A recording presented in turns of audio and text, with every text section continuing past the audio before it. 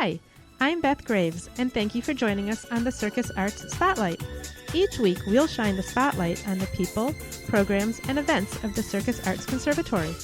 In addition to professional and student youth performances, we'll explore incredible outreach programs and learn how the circus arts impact so many aspects of life. For more information on today's topic, or anything circus arts related, please go to our website, circusarts.org. Now, let's get started. Hi, today's guest is Darren TRULL.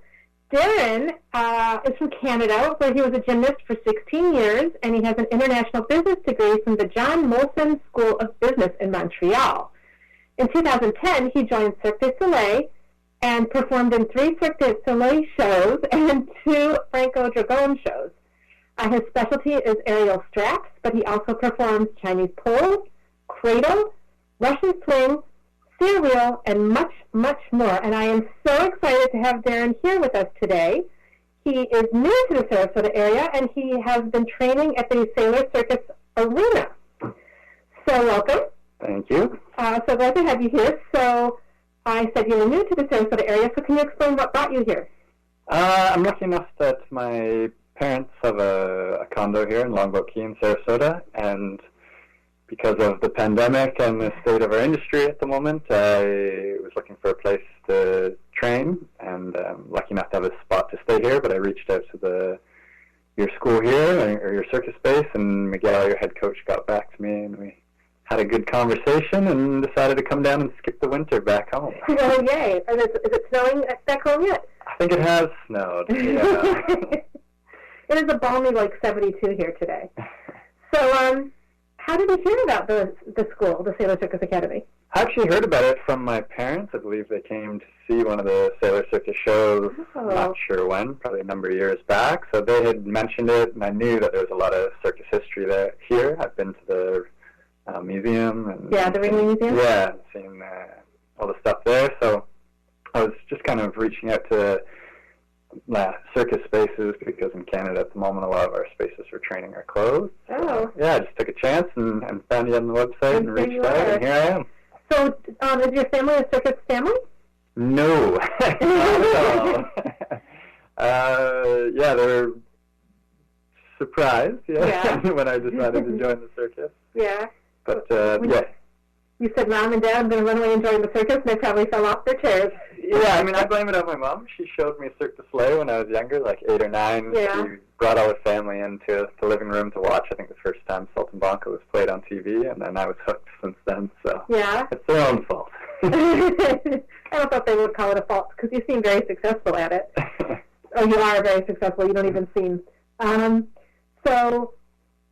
think I said you perform aerial straps.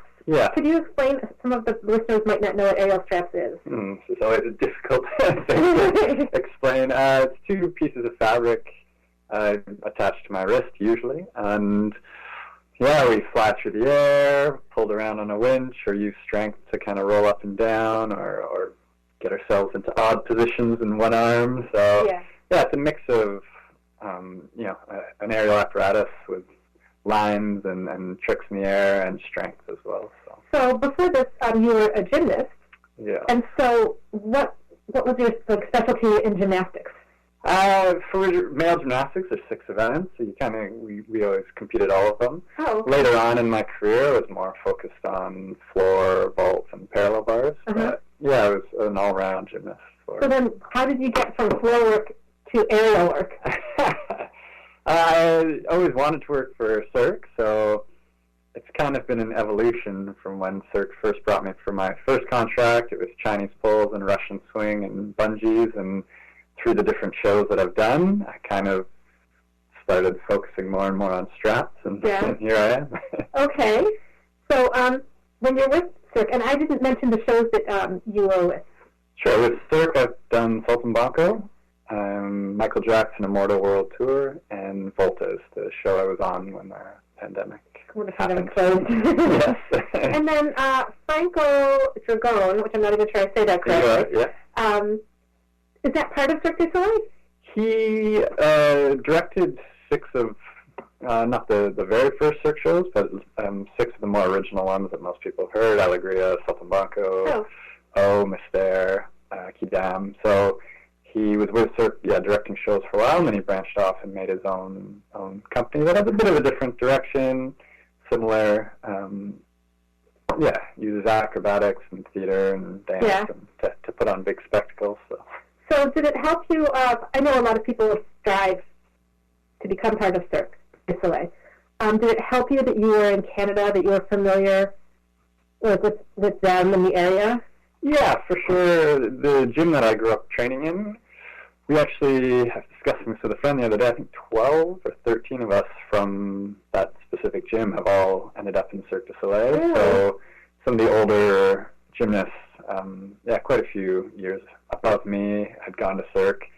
So it was already my dream, and then when they would come back to visit and talk about the journey, so obviously I was inspired.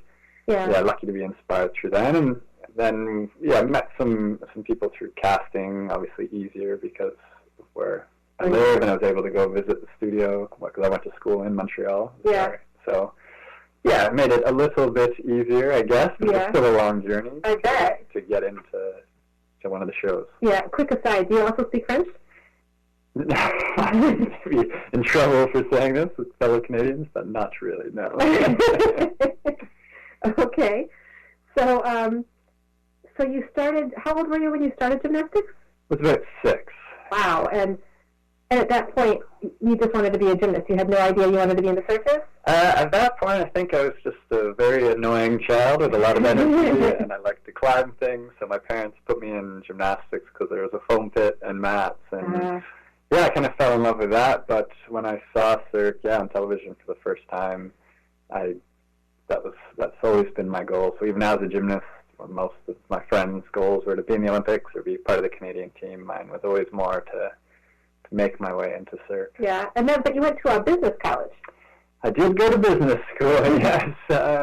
My parents and I have 2 brothers as well, and they did so much for us, driving us to sports growing up and everything, so it was kind of a household deal that we would all get a university degree. Yeah. So I chose business because I figured it would help with everything and, throughout life.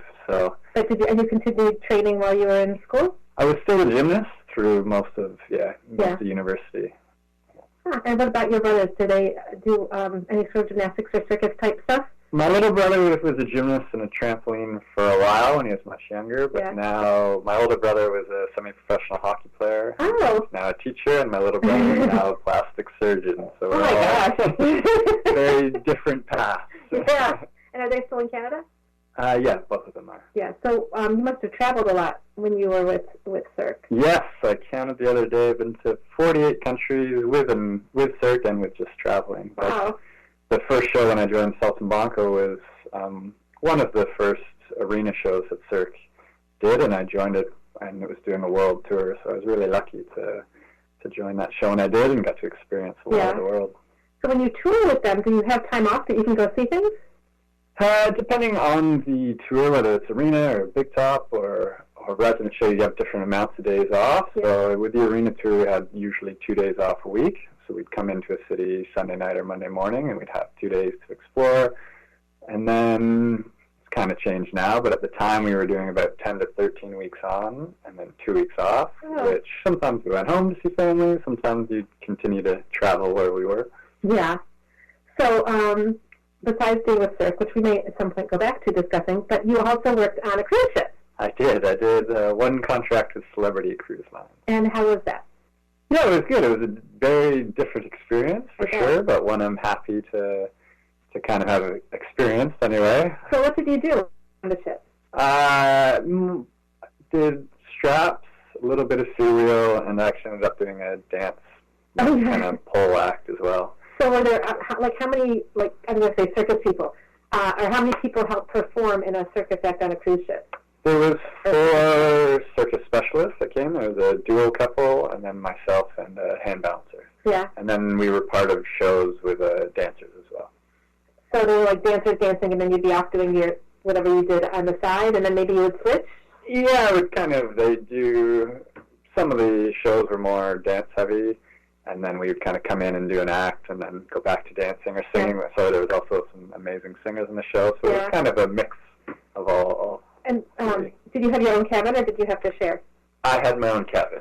Now, was that like the exception to the rule? Because I thought a lot of the staff, although I don't know about the entertainers, a lot of the rest of the staff, they have to share. I think it varies depending on like the company and the ship. So, and our ship, as the specialist, that was one of the perks for us, was to have our own cabin. It is a perk. Yes, it was. And so, what was your itinerary? I got pretty lucky. Our first few cruises were up through Alaska, which was very beautiful. And then we made our way from Vancouver to Hawaii. And then from Hawaii, we went across, stopped in Bora Bora, Tahiti, Fiji, and made our way to Australia. Oh, my gosh. And then a lot of our itinerary was the coast of Australia and around New Zealand. So. Man, that sounds great. It's pretty cool. And so that's like a 6-month contract? The contract, I think that one was actually 8 months because we were a part of some new shows, but I ended up getting off the ship a bit early to join a new Franco production in Dubai. Oh, wow. So you really have been all over the world on circus. Yes, I have. Wow. So what are some of your most memorable performances? For sure, like the obvious ones of stepping on stage the first time with Cirque when it had been a dream for so long was obviously very special, but the ones that stick out, my family came in Antwerp in Belgium to see me the first time perform, and it was over Christmas, and my whole family, brothers, their partners, my grandma, everyone came. So to perform for them and for them to really, be in the audience and see me realize my dream was pretty special. Yeah. The big part of also the latest show I'm on of having my own specialty act. I did duo straps with another male partner, and then also rotated aerial lamp solo act. So to be on stage alone for a Cirque show is pretty special. Yeah. So, yeah. Wow, that is exciting. So do you do any coaching? Yeah, I've done lots of coaching. I think I started coaching when I was about 13, gymnastics and summer camps. At my kind of national level coaching for male and female gymnastics, trampoline and tumbling back in Canada. So I've coached most of my life, and then that's I was an artist coach on Saltimbanco with Cirque, and then also artist coach in La Pearl for Franco's show in Dubai. So yeah, I enjoy coaching a lot, so it's kind of a pleasure to be here and coaching the kids. Are you helping coach the kids for Sailor Circus? Yeah, I'm slowly getting more and more involved and helping coach and do some workshops. And yeah, it's been really exciting. I mean, the kids here are all incredibly talented to begin with. So to be able to kind of help and add my 2 cents and expertise has been really nice. So we don't really have an aerial straps act, I don't think, for the kids at the moment. So what acts are you helping with? I've been helping a little bit with tumbling, some hand balancing and handstand work. Trampoline, kind of little bits of everything at the moment. Yeah. Helping with some performance and character work, and then I've started coaching at your high school, the magnet program, helping with them. Okay. Yeah, I even did a little straps workshop with them. Oh, but they very that. basic at the beginning. So I loved that. Yeah, it was fun. So a little personal story here. When I very first started working here, we had a corporate event being held, and they were doing straps, and Dolly Jacobs was the one helping, showing them what to do. And I had never done it. I was actually here for about a year, and Dolly said to me, "Have you ever done straps?" And I said, "No," and I'm dressed in my professional clothing, and "Oh, well, you should try it." And I'm like, "Yeah, I will one day." "No, you should try it right now." So I wound up trying straps with Dolly, and it was so fun. I couldn't believe how fun it was. I was really surprised at how much I enjoyed it, even though I was wearing, business pants and tailored shirt and whatever. But it is really fun when you get to try things that you've never done before. Yeah, here I've got to try a couple of things that I've never tried before. Like which is what? I got on a cloud swing for the first time. Oh. I swung on a cloud swing the other day, and then I also put on a pair of roller skates to kind of spin in a circle with one of the younger female artists. And yeah, it was fun. I can't say I was very good at it. To try something new I always enjoy it. So for those of you that are listening that don't know what a cloud swing is, it's kind of like a rope, really, and you swing on it really high up in the air, and you do